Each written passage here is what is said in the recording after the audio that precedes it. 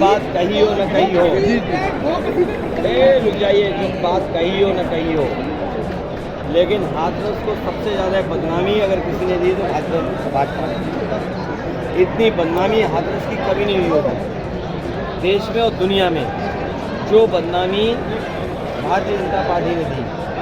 ये हाँ, वही कांड बदनामी और जिस तरह से अपमान हुआ यहाँ पर, उसके खिलाफ ही हम नुकसान करेंगे। और सबसे बड़ा सवाल ये है कि किसानों की आय दोगुनी के बारे में क्यों नहीं सरकार कुछ बोल रही है। जिन नौजवानों को नौकरी देने की बात की थी, आज वो नौजवान बेरोजगार हैं। भारतीय जनता पार्टी ने 1/3 जीवन उनका बर्बाद कर दिया। और जितनी भी परीक्षाएं थीं, सबके पेपर लीक हो गए। 60 लाख बच्चों का भविष्य अंधकार में डाल दिया।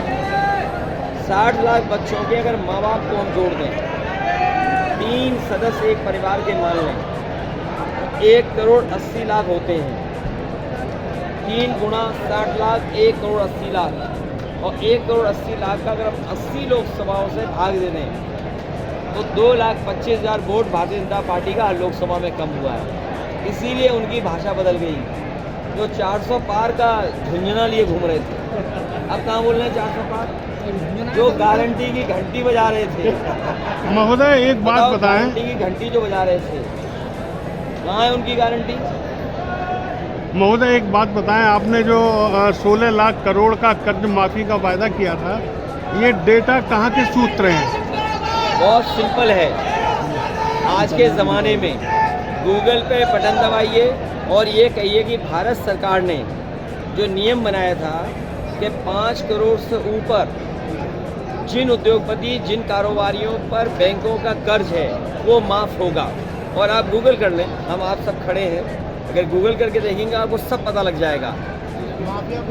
16 लाख करोड़, अगर ये 16 लाख करोड़ उद्योगपतियों का 10 साल में माफ़ कर सकते हैं तो किसानों का कर्ज माफ़ करने में क्या दिक्कत है नहीं। और याद रखना, जो विकसित यात्रा की है ये प्रधानों के पैसे से विकसित यात्रा हुई है। जिस दिन हमारा किसान खुशहाल हो जाएगा उसी दिन भारत विकसित हो जाएगा। इससे पहले नेताजी हाथरस का पूरा कांड में जो हत्याकांड हुआ था उस परिवार को अभी तक न्याय नहीं मिला है। मैं भरोसा दिलाता हूँ, मुख्यमंत्री योगी राम जी ने नौकरी के लिए आवास के लिए कहा था, अभी तो लोग न्याय नहीं मिल पाया। इसके बारे में क्या कहना चाहेंगे? योगी होकर के झूठ नहीं बोलना चाहिए। अगर कोई व्यक्ति योगी कहे अपने आप को तो सच ही बोलना चाहिए। न केवल एक परिवार, ऐसे बहुत सारे परिवार हैं यहाँ कुशवाहा समाज के यहाँ हत्या हो गई 2-2, न दोषी पकड़े गए, अन्याय हो रहा वो अलग, झूठे मुकदमे लग गए वो अलग, और उन परिवार की मदद भी कोई सरकार ने की। इसलिए हमने आश्वासन दिया है कि उन परिवारों की मदद करने का काम समाजवादी लोग करेंगे। टीडी आ जाएगी तो गहने बेचने की बात कर रहे हैं। मैं, मेरे पत्रकार साथी, मैं तो आपके माध्यम से और आपके माध्यम से जो स्टेटमेंट ये और जिस पे ये सवाल पूछ रहे हैं, मैं अपने दिल्ली के चुनाव आयोग से कहूँगा कि जिसने भी इस तरह की बात कही है उसके खिलाफ FIR दर्ज हो और उस पर कार्रवाई इलेक्शन कमीशन करे। राष्ट्रपति महोदया को जो इन्विटेशन आया राम मंदिर जाने का, उसको लेकर क्या कहेगी? चुनाव के समय में ये PDA को दुश्मन मानते हैं भारतीय जनता पार्टी के लोग। PDA को दुश्मन मानते हैं। वो PDA परिवार के ही सदस्य हैं, इसीलिए उन्हें किसी भी सम्मान के स्थान पर नहीं बुलाते हैं। एक बार गठबंधन पहले भी हुआ था और ये गठबंधन दोबारा हुआ है, इससे क्या फर्क पड़ेगा? फर्क ये पड़ेगा, अनुभव बहुत कुछ सिखाता है। अनुभव जो मिला है वो ये अनुभव है कि इस बार भारतीय जनता पार्टी का सफाई कर देंगे। भाजपा वाले लगातार ये कह रहे हैं कि आप परिवारवाद में पूरी तरह से जकड़ गए, पड़ गए हैं। आपके यहाँ 2014 से जो पहले की सरकार थी वो ऐसा बताया है। ये पहले ये बात तो बीजेपी को समझना चाहिए कि ये संघर्ष का परिवार है और सेवा के लिए परिवार पूरी जिम्मेदारी से परिवार लगा हुआ है।